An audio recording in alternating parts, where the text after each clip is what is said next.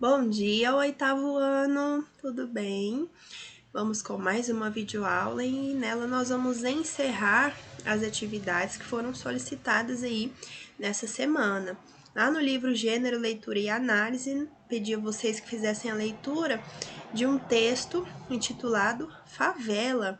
E é um relato de experiência. Nós estamos trabalhando aí, né? Vamos iniciar aí o quarto capítulo, tanto de língua portuguesa quanto de gênero, leitura e análise, que tratam aí dos relatos, né? Relato de experiência e relato de viagem.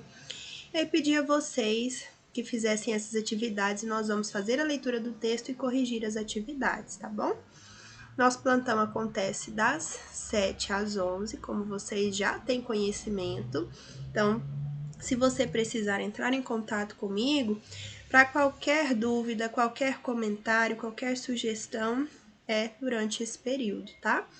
E o e-mail para envio das atividades, maxnayara@yahoo.com. Se você ainda não tirou foto dessa atividade, mandou para mim. Se você está no sistema totalmente remoto, faça isso, tá bom? Tire foto e mande antes de fazer a correção das atividades. E o nosso texto, ele vai falar, né, sobre uma experiência, né, de uma professora lá em Paraisópolis, né? Eu trouxe aqui para vocês algumas imagens de favelas, né? Porque quando nós pensamos em favela, comunidade, né, nós já lembramos aí principalmente do Rio de Janeiro, né? Rio de Janeiro, São Paulo, mas principalmente o Rio de Janeiro.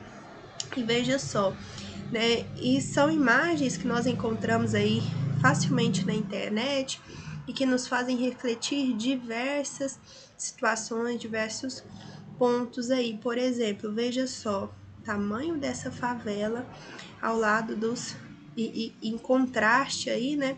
Esses prédios, né? Prédios luxuosos.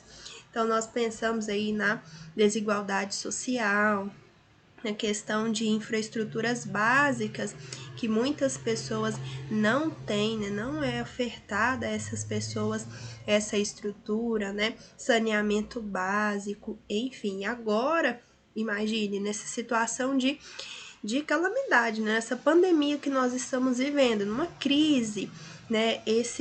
Essas questões são agravadas, né? Então vamos lá, vamos passar aqui para o nosso texto e depois nós vamos discutindo aí no decorrer da correção das atividades. É o relato de experiência, é o primeiro texto do capítulo 4. Favela, é um texto de Sandra Martiri Carvalho. Em fevereiro de 2009, participei de uma reunião pedagógica na Escola Municipal Dom Veremundo Totti, situada dentro da favela de Paraisópolis, e, durante a mesma, ocorreu um manifesto dentro da comunidade que foi notícia em toda São Paulo, obrigando a intervenção da polícia por muito tempo nas entradas da favela. Ao ver as reportagens e conversar com os alunos, senti a necessidade de desenvolver esse tema tão polêmico, principalmente com relação ao termo favela, palavra que não era bem aceita pelos alunos, que só usavam o termo comunidade e não aceitavam a sua realidade e vivência histórica. E aqui nós temos uma imagem, né, mais uma vez aí, desse contraste, né, entre as construções da favela e prédios, né? Então, contraste entre os prédios modernos e Paraisópolis, uma favela de São Paulo, no Brasil. Exemplo de gentrificação na cidade. Você já ouviu falar sobre gentrificação? É um processo aí que vem expulsar as pessoas aí de baixa renda, né, fazendo essas construções para valorizar a região, né? Mas isso acaba sendo uma forma maior ainda de discriminação, certo? Essas pessoas aí, elas são, né, retiradas, né? Elas devem desocupar o lugar, né? E para onde elas vão, né? Quais recursos elas vão ter? É mais uma grande crítica aí para a nossa sociedade. Voltando aqui para o nosso texto. Resolvi desenvolver a ação pedagógica com meus alunos da manhã de Fundamental 2, principalmente com o 9º ano, devido à grande mudança social e psicológica ocorrida nessa fase. Assistimos a uma apresentação no Conservatório de Música de Paraisópolis com o maestro José Carlos Martins, o que nos emocionou muito devido ao seu grande esforço, mesmo com a doença que atrofia suas mãos, em apresentar várias músicas, inclusive tocando e chorando por causa da dor do movimento excessivo. Provou que somos capazes de mudar nossa vida e não ficarmos apenas lamentando nossa realidade difícil e triste. Isso tudo provocou em mim reflexões pedagógicas, a partir de observações de que atualmente, no Ensino Fundamental 2, não conseguimos provocar uma reflexão realmente significativa sobre as relações entre o homem e a sua realidade, nem fazer com que o aluno consiga realmente entender uma ideia e saber se expressar em artes, buscando uma maior realização pessoal. A experiência durou o ano de 2009. Envolvia a escola toda, principalmente a turma do 9º ano E. A proposta visou a ajudar o educando a perceber melhor o que está ao seu redor, utilizando-se da linguagem visual como meio de comunicação e expressão, valorizando o meio em que vive, observando melhor o seu cotidiano e sensibilizando esse entendimento por meio de novas experiências e vivências. Creio que atingi meu objetivo, pois levei o educando a criar novas possibilidades, transformar o seu conhecimento em um objeto artístico, por vivenciar novas emoções e reflexões, relacionando 3 áreas distintas: artes, história e português, que foram trabalhadas de forma muito proveitosa a partir da interdisciplinaridade. O meu trabalho pedagógico foi intenso e estimulante. Busquei trazer aos educandos atividades diversificadas e interessantes o ano todo. Cresci muito profissionalmente e, enfim, terminei um ano escolar com o sentimento de ter realmente colaborado com a formação pessoal e social desses jovens maravilhosos que passaram na minha vida. Avaliei a criatividade, a participação ativa em todas as atividades propostas, interesse, estética e conteúdo nas atividades apresentadas, cartazes e objetos. Além disso, avaliei a capacidade dos alunos de dar forma visual às ideias, à inovação e à reflexão. Esse relato aí, ele está neste site www.artenaescola.org.br e temos o link aí. Ele foi acessado em 2015, né?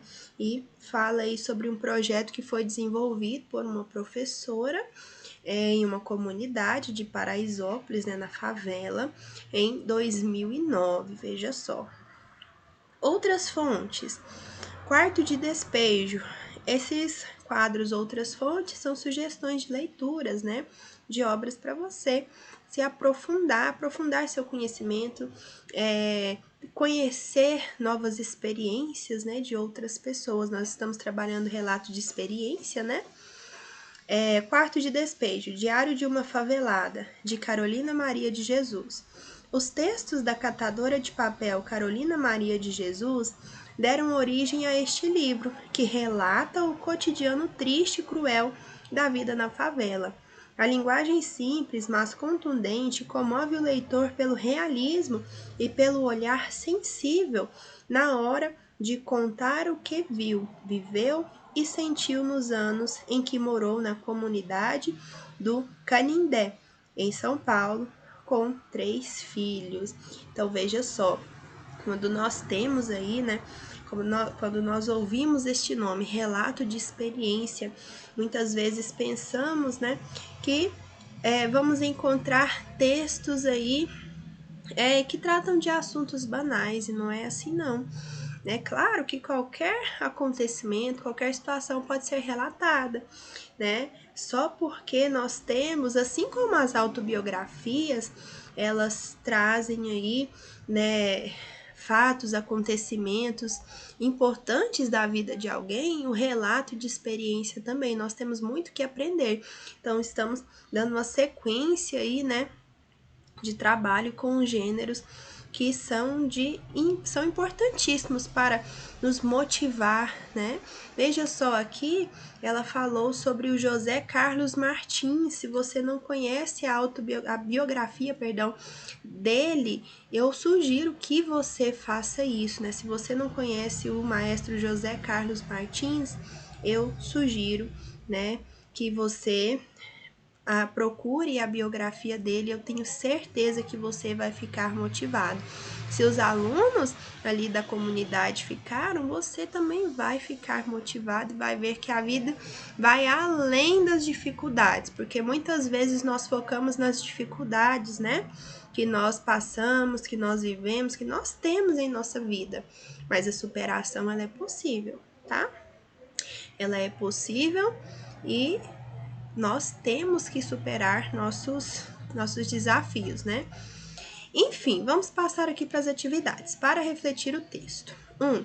Qual foi o ponto de partida que levou a autora a desenvolver a ação pedagógica por ela relatada?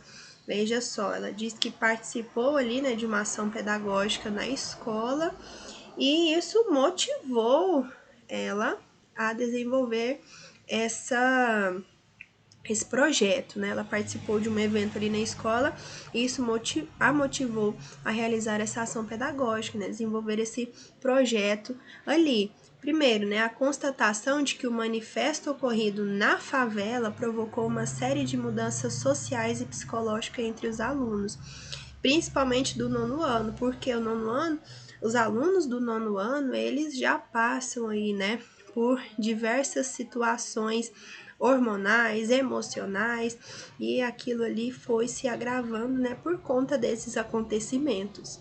E veja só, a partir do nosso conhecimento, né, que é tão precário a respeito do que acontece nas comunidades, nas favelas, que nós vemos na televisão, parte do que acontece, essa semana mesmo, quem acompanha jornal ou ouviu falar aí, né, aconteceu uma movimentação lá na favela e muitas pessoas foram mortas, né? Jovens, inclusive.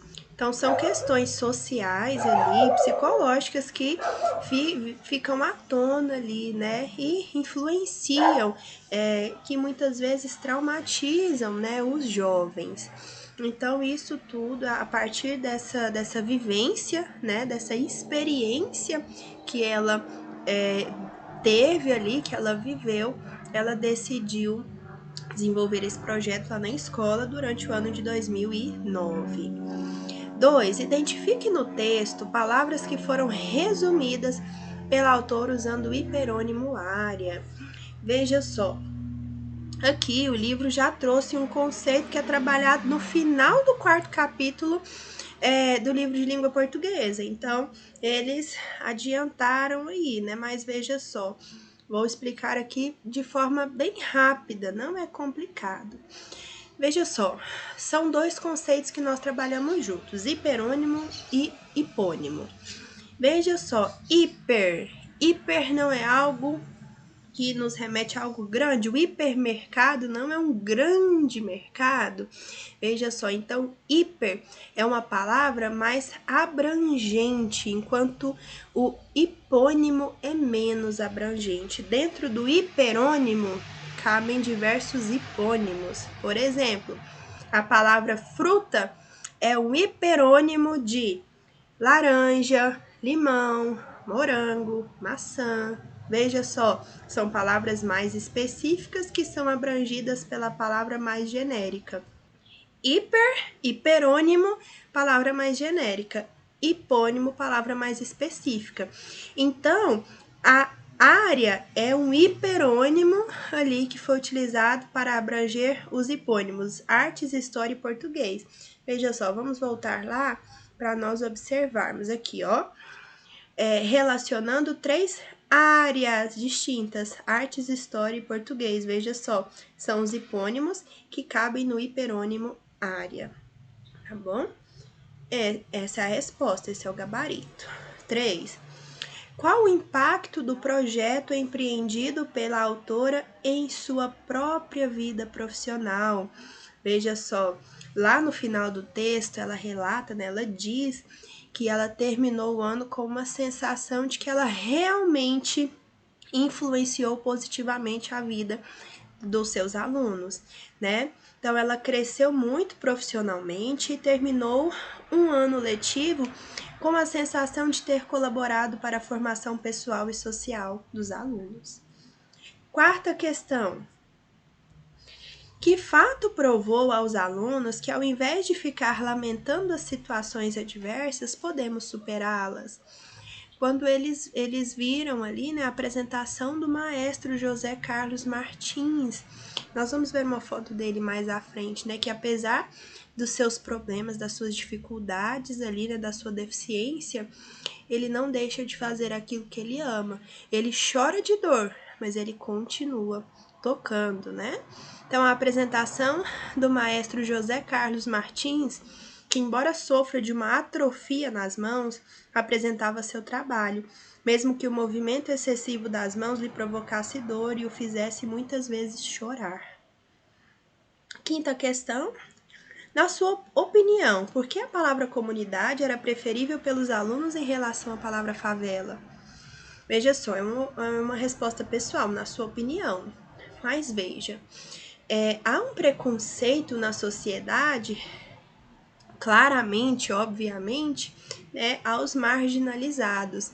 E a favela, né, é uma palavra que muitas vezes é utilizada de forma pejorativa, né? Então isso causa um trauma aos moradores ali, né? Principalmente aos jovens, né?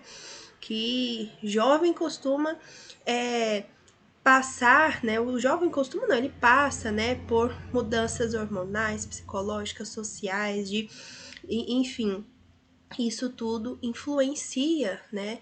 E essa visão da sociedade a respeito da favela. Veja só a expressão favelado. Se você procurar na internet, se você buscar aí, né, fontes, você vai ver que favelado é uma palavra que é utilizada muitas vezes pejorativamente, ou seja, com sentido negativo.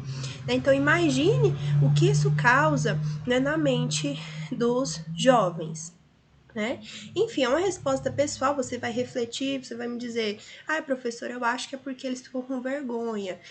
Professor, é porque há um peso negativo aí nessa palavra. Enfim, você vai me dizer, tá bom? Quero ver a sua resposta. E para finalizarmos aqui, já no nosso último slide, trouxe aqui ó, o José Carlos Martins. Veja, ele possui atrofia nas mãos e isso não impede de fazer o que ele ama, né? De tocar. Aqui a apresentação é uma cena da apresentação que a professora relata que eles viram, tá? Lá em Paraisópolis. E aqui é uma imagem de Paraisópolis. Veja aqui o quanto essa imagem é significativa. Nós conseguimos observar a questão aí do contraste, da desigualdade social de forma, né, escancarada, né? De um lado, um prédio luxuoso, né, condomínios luxuosos, e do outro, a favela, a comunidade. Pessoal, qualquer dúvida, estou à disposição para atendê-los das 7 às 11 durante nosso plantão. E o e-mail para o envio das atividades é maxnayara@yahoo.com. Desejo que vocês tenham um excelente dia, um ótimo final de semana e até a próxima aula.